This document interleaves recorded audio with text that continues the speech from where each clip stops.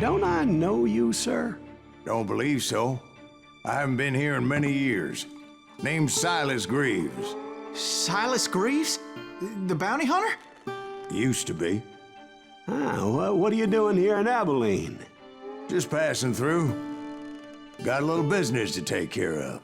Well, sir, it would be an honor if you would allow me to buy you a beer. Hell, son, it would be my honor to drink it. I'm Molly. Howdy. I'm Dwight. That's Jack and Steve. Ben's behind the bar. Oh, I bet you got some great stories. A couple. Any of them true? In 2013, just over 10 years ago, Techland published the game Call of Juarez Gunslinger, after Call of Juarez in 2007 and Call of Juarez Bound in Blood in 2009. The game begins with the sequence of a 62-year-old Silas Greaves walking into the Bull's Head Saloon in Abilene, Kansas, where he's introduced to a young teenager named Dwight, a bartender named Ben, and two older men named Jack and Steve. After that cutscene ends, we're transported to Stinkin' Springs, New Mexico in 1880. Silas explains that he was working with Billy the Kid and attempting to kill Roscoe Bob Bryant and Johnny Ringo. And while there aren't many details yet, it is clear that Bob killed people Silas referred to, possibly figuratively, as brothers. You come across two people stopped on the trail, men hired by Sheriff Pat Garrett, and seeing no other way through, you kill them, and come across this hideout where about 40,000 of Pat Garrett's men are. After turning them into a fine red mist, Billy the Kid yells at you from a window, and you enter a hideout with him and another gunman. Billy tosses you a weapon, and the other gunman gets hit, and by hit, I mean he gets his fucking brains blown out, and you take his window. After that, you and Billy decide to run. You need to pick up some horses from the stables, and behind those stables, you find Pat Garrett, and you kill him in a duel. And that you killed him in a fair fight. Is that what that Penny Dreadful said? No, boy. That ain't what I meant when I said I met Pat Garrett. So let me start again. I finally reached those damn stables and stepped inside, and bam! Last thing I heard was Garrett's voice. That's not Billy.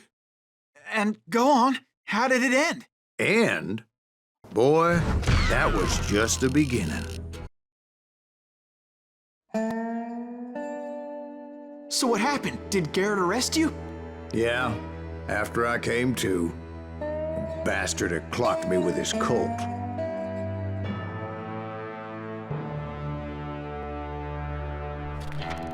And the kid surrendered? When he realized there was no getting out of there alive. So they locked you up in Lincoln? Indeed they did. Sentenced me to hang right along with the kid.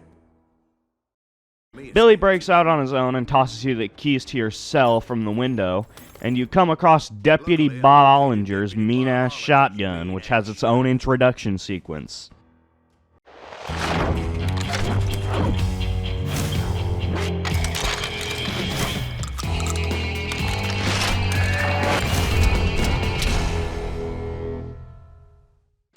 After slaying some more Lincoln residents, you meet with Bob Ollinger and kill him. I made the decision here to win every duel in this playthrough honorably, as in my first playthrough I don't think I won a single duel honorably. I did die once in the previous sequence of running through Lincoln and once in the duel with Bob Ollinger, but ultimately I did come out victorious.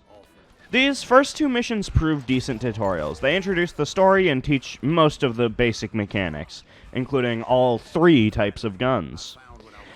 After this mission, Silas is paid to go down to Mexico and hunt the Cowboys, a Mexican outlaw gang. You come across some of the Cowboys' men robbing a stagecoach, and after dispatching them, you completely naturally run out of ammo. And after deciding to flee, you come across a dead Apache warrior and take his ammo. After taking down more gunmen, you come across Old Man Clanton, the leader of the Cowboys, behind a massive Gatling gun. And after climbing the hill that Clanton is on top of and getting a few bullets in the head, you shoot him an inhumane amount of times before he dies, and you win the mission. On this mission, I did die once because Silas can't swim for shit, but I did beat it. A lot of these missions aren't especially long, and while the combat is pretty simple, a lot of the difficulty is from just a lot of enemies or one enemy with a lot of firepower or health. Speaking of, the next mission we have to do is to go to the sawmill and kill Curly Bill Brocious and Johnny Ringo. And first, we need to kill some of his men, get killed by some of his men, and cross this beautiful canyon. After entering the sawmill, I found Curly Bill, but no Johnny Ringo, and then killed Curly Bill in a remarkably easy fight. Brocious gave me no choice but to take his life, but Ringo was nowhere to be found.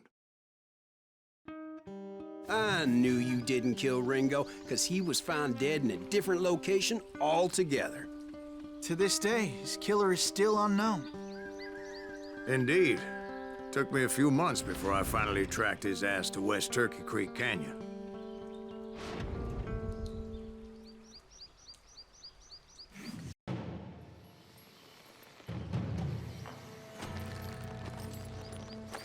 That's incredible, sir. I always thought that Doc Holliday was the one that killed him. Sorry I had to ruin the legend for you, boy. But the legend ain't always true. Doc Holliday had nothing to do with the death of Johnny Ringo.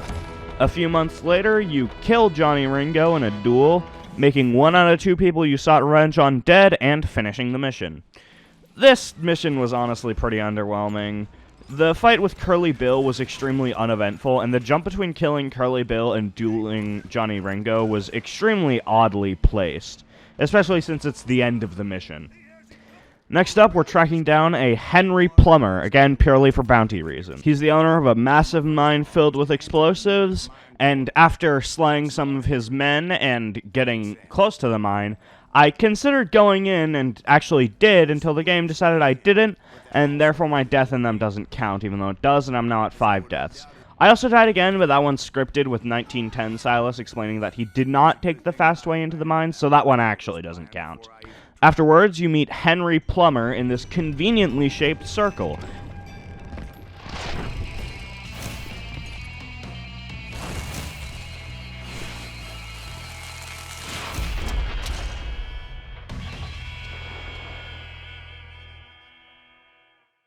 And despite being about 1 bullet from death the entire time, I beat this part without dying once.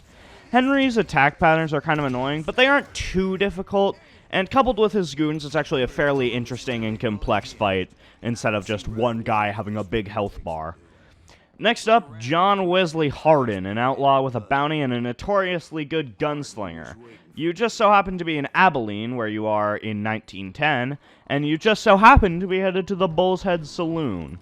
You arrive in Abilene and kill a bunch of Hardin's men, but then as you're looking for him in Bull's Head, it flashes back to before you get into Abilene, when you're just killing Hardin's men that are camped out in the area. This is kind of annoying, especially on replays, but it's not that big of a deal. After that, you head back into Bull's Head and meet John Wesley Hardin again.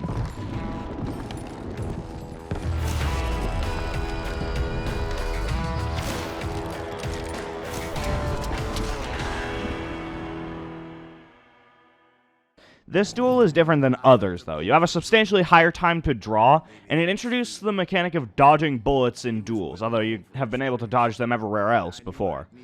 You can't actually kill John Wesley Hardin here.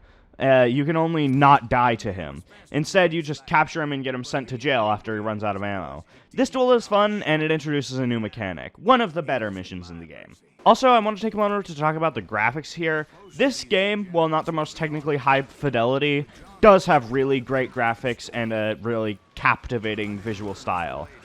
It's not quite Borderlands level, but it is noticeably cel-shaded, and I think that's a really interesting choice. Also, a lot of the landscapes are really pretty. Speaking of landscapes, next mission, we're hunting down an Apache warrior named Grey Wolf, again for the bounty. And we're running through these mountains, and they're absolutely gorgeous. We come across a log cabin and get swarmed by more men, and I don't know if it's just their numbers, but I feel like the Apaches are actually better fighters than the hired goons of the other people we've killed. Regardless, you head up a mountain, and after a little more slaughtering, you come across this cave. And After some more slaughtering, you come into a grotto where Grey Wolf comes out from behind a rock and tells you this.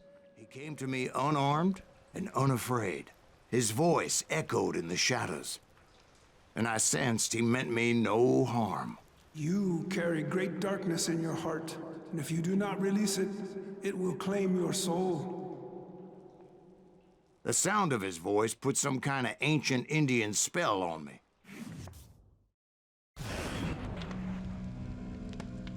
As his story unfolded in my mind, You will come to this place again and kill many more men, and the darkness will grow until it consumes everything that you are. The soul would have no rainbow if the eye had no tears. he said I was a great warrior, a coyote man, unequaled by any other pale-faced warrior, or something like that. The snakes look like shadows of your past until a venom poisons your heart, and an echo of the song of the dead summons the spirits deep from within the mountains. I didn't quite get what he was saying, but there was definitely snakes. And indeed, his warriors surrounded me and attacked me like hungry wolverines. You get ambushed and then run after Grey Wolf, where he leads you into yet another ambush. And after defeating that one, you continue chasing him until he disappears behind this tree and becomes a furry. And you also never collect his bounty, but I do actually like this mission. It somewhat subverts the expectation we've now built up of every mission ending in a duel, and the map is really pretty. Also, I died 3 times. Next up, the Dalton brothers, Bob, Grat, and Emmett. The presentation of this mission is very interesting. Initially, Ben tells us that he was there himself, and can confirm what happened.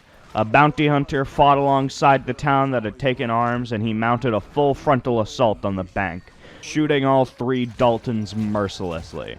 And then Dwight adds the stories he had read of a bounty hunter alongside deputies that had ran behind the bank and assaulted them from the top down. Then Silas corrects the story to how he remembered it. In Silas's version of events, the deputies were dropping like flies, and down the street he saw the Daltons fleeing as he chased after them and got involved in a completely unrelated shootout. He eventually runs into Emmett Dalton, and despite putting about 19 bullets in his cranium and knocking him out, Emmett did survive that day. This mission is pretty fun. The different perspectives are interesting, and it makes me think that the developers were just enjoying different ways to envision each mission playing out, and I like it. Another pretty good one. Also, I died once.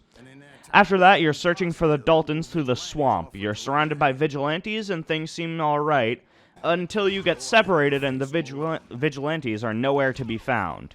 You crusade through the swamps, and at one point Silas says this. More Smiths or Heimhoffers or who knows what.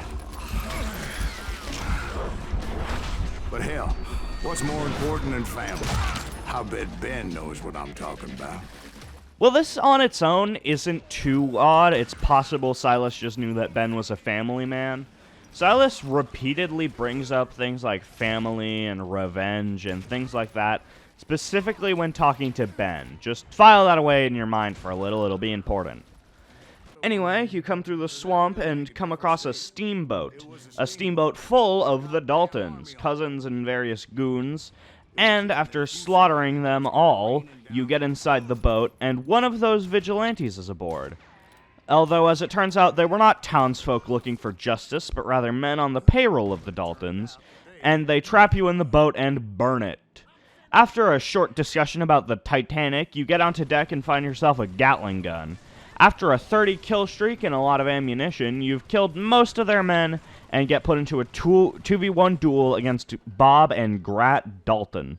Grat is a much faster draw and fire, and therefore I was lucky to aim for him first. Bob is just pretty standard.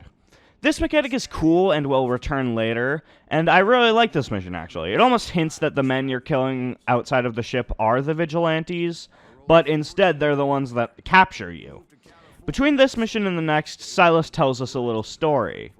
My own brothers died tragically as well, truth be told.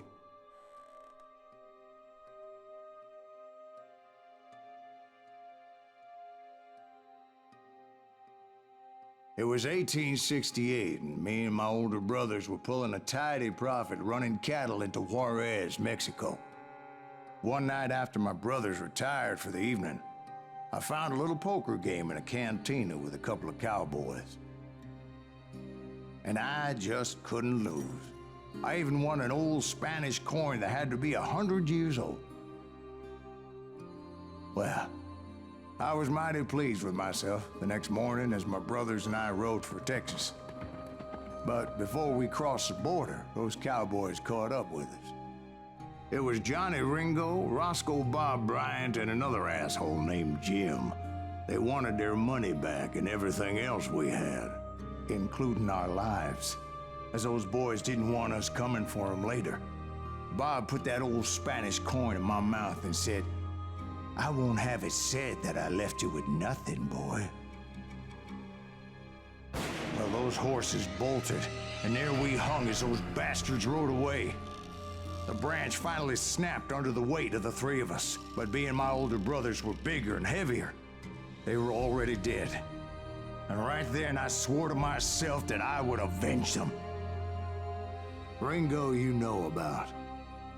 But Bob eluded me, until I heard he was riding with the Wild Bunch. Next mission, we're searching through a detonated train looking for the Wild Bunch, a gang ran by Butch Cassidy and the Sundance Kid, and featuring Roscoe Bob Bryant. Also a bunch of other people that don't matter. This is a kinda boring mission. You run through the records of the train and killing the Wild Bunch's generic grunt guys, and then you find George Flatnose Curry, one of the aforementioned people who don't matter, and duel him. This mission is extremely predictable, and in my opinion, pretty boring. Moving on. In this mission, it's 1904, apparently, and the Wild Bunch are yet again plotting to rob a train. But here, they're going to explode the supports for the rails. You go along, taking down 3 of the 4 charges and killing all manner of men, and then you get on this ridge and spot a burning fuse, and you jump back into the scaffolding. After a short chase, you catch up to the burning fuse and put it out. Next, you run into this little ravine area and find Kid Curry and throw dynamite at him until the tunnel he's in collapses, and then he comes out for a duel. After injuring him, he turns to you and says that Roscoe Bob Bryant was in South America with Butch Cassidy and the Sundance Kid. Afterwards, you dodge his bullet and kill him. Despite dying 5 times, I really enjoyed this mission. It's got unique mechanics and gives you a chase, a boss fight, and a duel. Next up, we're going back to the past and interrupting another train robbery, and on that train was Jesse James and allegedly Jim, the other man that killed Silas's brothers. The mission is alright. You go through the train killing various goons and then come across a guy in a Gatling gun, and after killing him, you see Jesse James in the front, who then explodes the fucking train and steps forward to duel you, apparently just walking through the fire, I guess. And then you don't quite kill him, but convince him to stop fighting through a gunshot. But Jim slips away. This mission is alright. It has a lot of different aspects, and it has a duel with a name that normal people actually know. Also, I died 3 times. Next up, we're hunting Jim for the 2nd time. We're having a pretty calm strut through the Ozarks, and despite shooting dozens of natives, it's pretty relaxing. And after going on this walk, Silas goes here.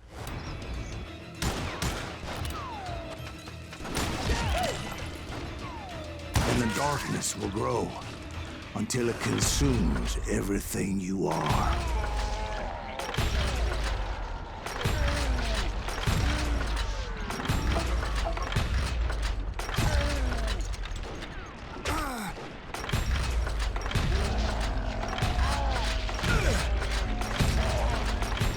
So, did you ever find it? The man you were after? Let me ask you something, Ben. You ever think about death?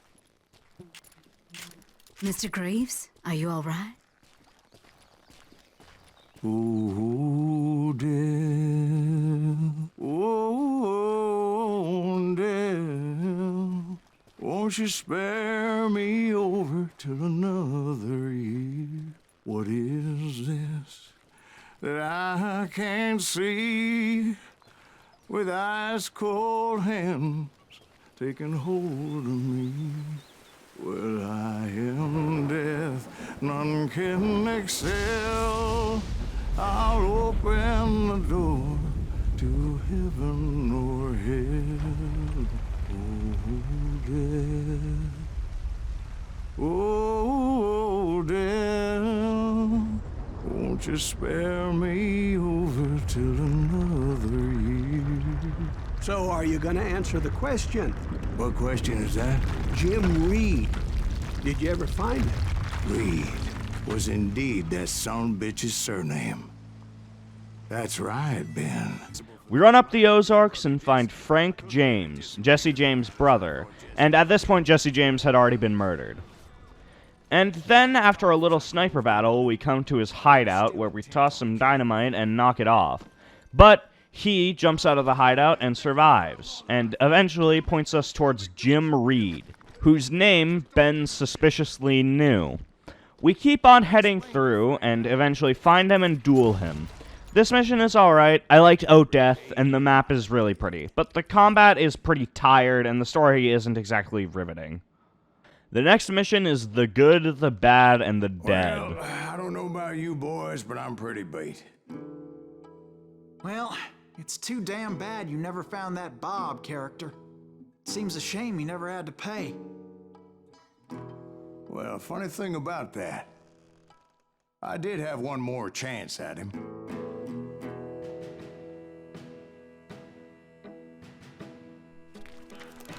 Six months ago, I heard that Butch and Sundance were back in the States and had gathered up some of their old gang. I tracked them down, hoping that Roscoe Bob Bryant had returned with them. So you're saying they didn't die down in Bolivia? That's what I'm saying.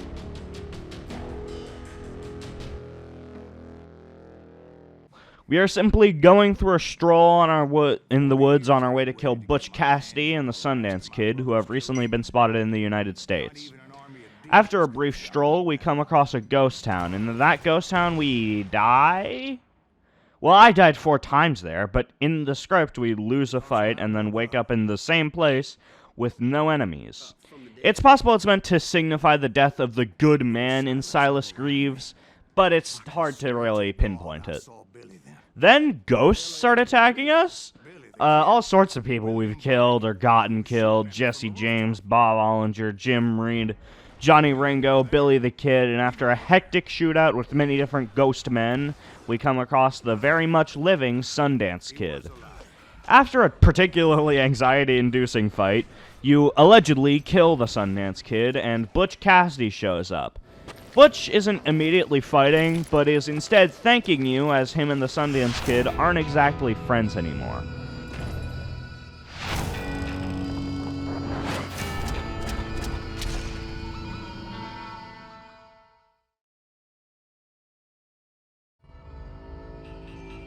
But the kid wasn't quite deceased.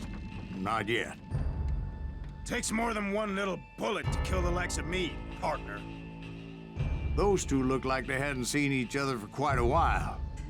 Clearly, they were no longer amigos. Shit. I was hoping I wouldn't have to kill you. You won't have to, Butch. I'm killing you first. I asked them about Bob Bryant, but they were too busy with their own heated conversation. Let me get this shit straight. You want my money and the love of my life? You frittered it all away, Butch. Edda's mine. So is that damn money. I didn't want to shoot anybody until I had an answer to my question, but those boys didn't give me much of a choice. And this brings you to your second multiple-person duel. Again, this mechanic is pretty fun, I just wish it got more fleshed out. You kill Butch Cassidy and the Sundance Kid, and then this happens. Butch Cassidy and the Sundance Kid were killed by the Bolivian army. Everybody knows that. That's the legend, but it ain't the truth. So, you never found Bob? There is no Bob. This old sumbitch ain't even Silas Greaves. Sir, is that true? Have you been pulling our legs this whole time? Well, not the whole time. Oh man, I think you've worn out your welcome here. Maybe you're right, Jack. Maybe it's time to pay. You see, Ben, or should I say Bob, Your past always catches up with you. I was a different man back then, crazy. Drinking, I've changed my ways, I swear to you. If I could turn back the clock, But you can't, Bob. You're given the choice to kill Bob and get revenge for your fallen brothers, or forgive him and redeem yourself. As for this, I chose to forgive him, and if you choose revenge, well, maybe you'll just have to play the game yourself for that one. Why'd you toy with me like that? Telling those tales, knowing all along. Why not just lay your cards on the table? Wanted to suss you out, Bob. See what kind of man you turned out to be. Maybe prod you into drawing on me.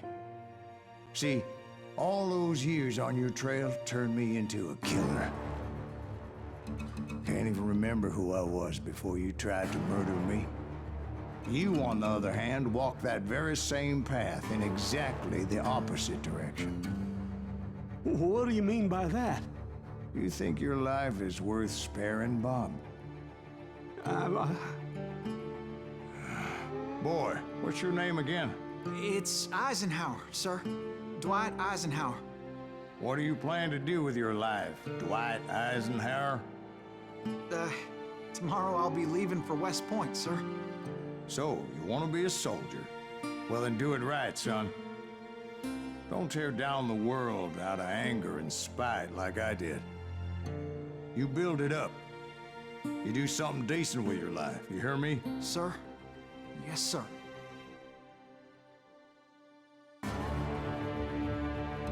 I won't have it said I left you with nothing, Bob.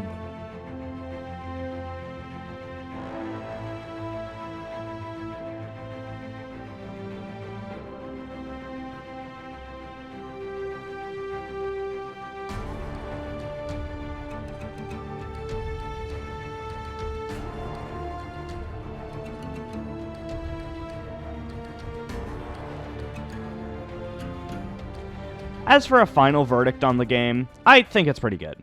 It's a decent story and the combat is fun, and most of the missions at least satisfy dumb action explosions requirement. But ultimately, I don't think it's a must play. There are lots of great shooters out there that have a way more fleshed out combat system than this, and have equal or better stories. But ultimately, if you have 20 bucks and some spare time, I'd recommend you pick up Call of Juarez Gunslinger. Also, it's pretty old, so it goes on sale every now and then. If you'd like me to play the original Call of Juarez or Bound in Blood, be sure to like this video and leave a comment. Anyway, that'll be it. See ya.